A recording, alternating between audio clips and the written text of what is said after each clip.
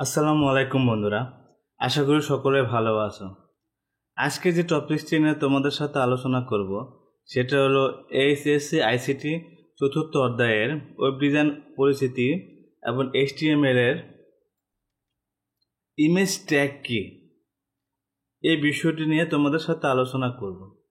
এখন শুরু করা যাক। ইমেজ ট্যাগটি এইচটিএমএল এ ছবি প্রদর্শনের জন্য ব্যবহৃত হয়। এটি একটি সেলফ ক্লোজিং ট্যাগ, যার মানে ইমেজ ট্যাগের শেষ অংশ আলাদাভাবে ব্যবহার করতে হয় না। আমরা আগেই দেখেছি যে এইচটিএমএল ট্যাগ করার ক্ষেত্রে যেগুলো ট্যাগ ইউজ করছি তা ক্লোজ করার জন্য আমাদের আলাদা ট্যাগ ইউজ করতে হয়েছে। যদি আমরা হেড ট্যাগ ইউজ করি তো সেটা ক্লোজ করার জন্য /হেড ইউজ করছি, কিন্তু ইমেজ ট্যাগের ক্ষেত্রে সেটা ইউজ করতে হয় না। এটা শুধু একবার ওই ইমেজ ট্যাগ লিখলে এটা একবারে হয়ে যায় এবং এটা কোনো শেষ অংশ আলাদা ব্যবহার করতে হয় না। এই ট্যাগের সাহায্যে ওয়েব পেজের ইমেজ বা ছবি যুক্ত করা যায়। ইমেজ ট্যাগে মূলত দুটি গুরুত্বপূর্ণ অ্যাট্রিবিউট থাকে। প্রথমটি হলো এসআরসি, যাকে সোর্স হিসেবে বলা হয়ে থাকে। এই অ্যাট্রিবিউটটি ছবির সোর্স বা উৎসের ইউআরএল বা ফাইলের অবস্থান নির্দেশ করে।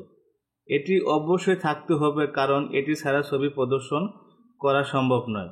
উদাহরণস্বরূপ এসআরসি ডাবল কোটেশনের ভিতরে হলো image.jpg লেখা থাকবে, এটা ইমেজটা কোথায় আছে এবং কোন জায়গায় আছে, কোন ড্রাইভে আছে সে সোর্সটাকে দেখাচ্ছে, কিংবা কোন সার্ভারে আছে, সার্ভারের লিঙ্কটা কোন জায়গায় আছে, সেখানে এই সোর্সটা হিসেবে এখানে কাজ করে।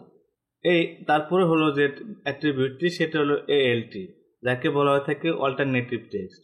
এই অ্যাট্রিবিউটটি ছবির বিকল্প টেক্সট যোগ করে, যা ছবি লোড না হলে প্রদর্শিত হয়। এছাড়া এটি স্ক্রিন রিডার ব্যবহারকারীদের জন্য সহায়ক, কারণ এটি ছবির বিষয়বস্তু বর্ণনা করে। উদাহরণস্বরূপ alt description of the image. অর্থাৎ যদি ধরো আমার কোনো ইমেজ দেওয়া আছে, সেই ইমেজটা যদি কোনো কারণে লোড না হলো কিংবা কোনো কারণে যদি ডিলিট হয়ে গেছে, সেক্ষেত্রে আমাকে অল্টারনেটিভ আমি যে টেক্সটটা ইউজ করব সেটা এখানে প্রদর্শন করবে। উদাহরণস্বরূপ একটি ইমেজ ট্যাগের উদাহরণ, তোমরা একটি কোড দেখতে পাচ্ছ image.src। আমি কোন সোর্স থেকে নিয়েছি, এসআরসি এটা ইউজ করা হয়েছে ওয়েবসাইটের ভিতরে ইমেজ ওখান থেকে সোর্স থেকে নিয়েছি। যদি কোনো কারণে যদি এটা লোড না হয় সেই ইমেজটা, সেক্ষেত্রে অল্টারনেটিভ টেক্সট হিসাবে আমরা a beautiful sunset over the mountain এটা লিখলাম। যদি কোনো কারণে যদি মানে আমার ইমেজটা কিংবা ছবিটা যদি লোড না হয় কিংবা দেখা না যায়, সেক্ষেত্রে আমাকে এই লেখাটি দেখাবে।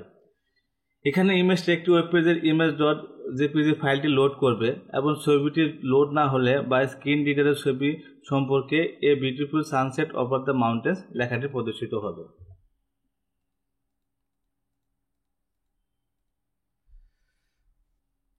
এই কোডে যদি আমার যদি কোনোভাবে যদি আমার ইমেজ লোড না হয়, সেক্ষেত্রে আমার a beautiful Sunlight over the mountains লেখা প্রদর্শিত হবে। আশা করি সকলে বুঝতে পেরেছো।